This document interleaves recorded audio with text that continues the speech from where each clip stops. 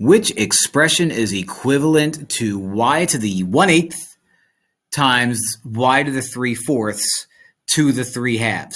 So this is what I have to do. Let's do that guy first. Okay, this is saying something times something to the something. You always deal with the exponent first. When you have an exponent in parentheses to another exponent, you multiply exponents. So I have y to the 1/8 still lingering there. You multiply these numbers. 3 times 3 is 9. You multiply the numerators. And 4 times 2 is 8. So there you have it. Okay. Now I have y to the stuff times y to the stuff. Add the stuffs. So that gives you y to the 1/8 plus 9/8 is 10/8.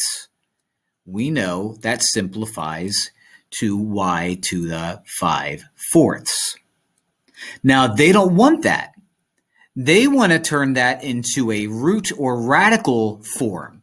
So the number on the top gets attached to your y as normal. The number in the numerator still gets attached to our y, and the number in the denominator acts as the root.